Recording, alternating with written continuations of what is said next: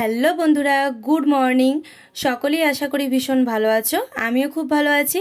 আজকে আবারও তোমাদের জন্য একটা নতুন ব্লগ নিয়ে এসেছি।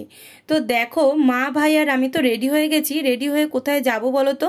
আজকে যাব একটা নতুন জিনিস কিনতে। তো সেই জন্যই দুপুরবেলাতে আমি চলে এসেছিলাম এই বাড়িতে। তো তোমাদের জন্য বড় ব্লগটা তুলে রেখেছি, সেটা তোমাদেরকে পরে শেয়ার করে দেব। আর এখানে দেখো, বেরিয়ে তো প্রথমে দেখো একটুখানি সোডা ওয়াটার খেলাম, যার যেটা ভালো লাগে আর কি। এরকমভাবে মা নিল বোধহয় অরেঞ্জ আর নাকি ম্যাঙ্গো, যা হোক আমরা একটা করে নিয়েছিলাম আর কি। এই গরমের মধ্যে সোডা ওয়াটার খেলেই মানে ভালো লাগে, ঠান্ডা আর কি। যাই হোক, আমরা এসছিলাম কি জন্য সেটা বলছি। আমি প্রতি বছর জন্মদিনে আমি নিজের জন্য নিজের একটা গিফট বা সেলফ গিফট হিসেবে কিছু কিছু কিনে থাকি। আগের বছর যেরকম আর কি কিনেছিলাম, একটা গলার চোকার কিনেছিলাম সেট। তো সেই রকম একটা না একটা কিছু কিনে থাকি। তো এবার ভাবলাম জামা কাপড় তো অনেকই আছে এবং সাজার জিনিসও অনেকই আছে, তাই দরকারি কোনো জিনিস যেটা আমার লাগবে সেটাই কিনবো। তো প্রথমে ভেবেছিলাম যে একটা ফুলদানি বা এরকম কিছু ফুলের স্ট্যান্ড এসবগুলো কিনবো ঘর সাজানোর জন্য। তো তারপর ভাবলাম যে না, ঠাকুর ঘরে কিছু কিছু জিনিস কেনা বাকি আছে, তো সেগুলোই কিনবো। তো সেই জন্য দেখো প্রথমেই চলে গিয়েছিলাম শঙ্খের দোকানে, কারণ আমার ঠাকুর ঘরেতে সমস্ত কিছুই আছে, মোটামুটি শঙ্খটা নেই। শঙ্খটা আমার খুবই দরকার আর কি, ঘন্টা আছে কিন্তু শঙ্খটা একেবারেই নেই। তো এই জন্য দেখো এই শঙ্খটা পছন্দ হয়েছে, মাঝারি সাইজ, খুব বেশি ছোটও না আবার খুব বেশি বড়ও না। তো শঙ্খ তো আমাদের কেনা হয়ে গেছে। দাম নিয়েছিল 350 টাকা দাম চেয়েছিল, তো দাম নিল আর কি 330 টাকা।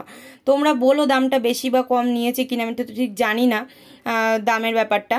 আর এখানে দেখো ঠাকুরের ফল কাটা বটি আমার ছিল না। এতদিন যা দিয়েছি না কেন ছুরি দিয়ে কেটে দিয়েছিলাম, তো সব কিছু তো ছুরি দিয়ে করা যায় না, কিছু কিছু জিনিসের জন্য বটিটা দরকার হয়। তো তাই জন্য বটিটা কিনলাম। আর এখান থেকে একটা লক্ষ্মী ঘট, লক্ষ্মীবারে অর্থাৎ বৃহস্পতিবার দিন ঘট পাতার জন্য একটা ঘট পছন্দ করছিলাম, তো সেইটাও আর কি কিনবো। তো এই সমস্ত ছোটোখাটো জিনিস যেগুলো দরকার আমার লাগবে, তো সেটাই আর কি কিনবো। সেই জন্যই আর কি বাজারে যাওয়া। তো দেখো এখানে অনেকগুলো ঘটই দেখিয়েছিল, তো মোটামুটি পছন্দ হলো। একটু বড় দেখেই কিনলাম, কারণ সিংহাসনটা যথেষ্টই বড়, তো সেই অনুযায়ী যদি ঘরটা ছোট হয় দেখতে ভালো লাগবে না।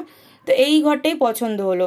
তো তারপরে উনি কি একটা পুটিং মতো কি একটা মেরে দিল, যাতে আর কি এই যে জোড়াগুলো রয়েছে ওখান থেকে যাতে জল না গড়ায়। তো সেটা বাইরে থেকেও দিয়ে দিয়েছিল আর ভেতর থেকেও দিয়ে দিয়েছিল।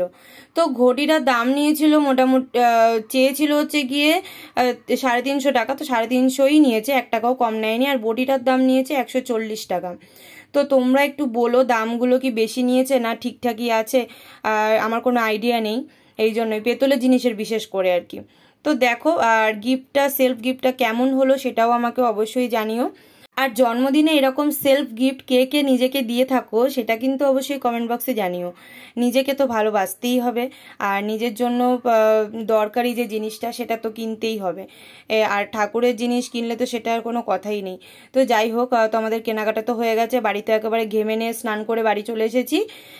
তো তোমাদের বড় ব্লগটা পরেই শেয়ার করছি, তো সঙ্গে থেকো। ততক্ষণ সকলে ভালো থেকো, সুস্থ থেকো, দেখা হচ্ছে আবার নতুন কোনো ব্লগের সঙ্গে। সকলে ভালো থেকো, টাটা।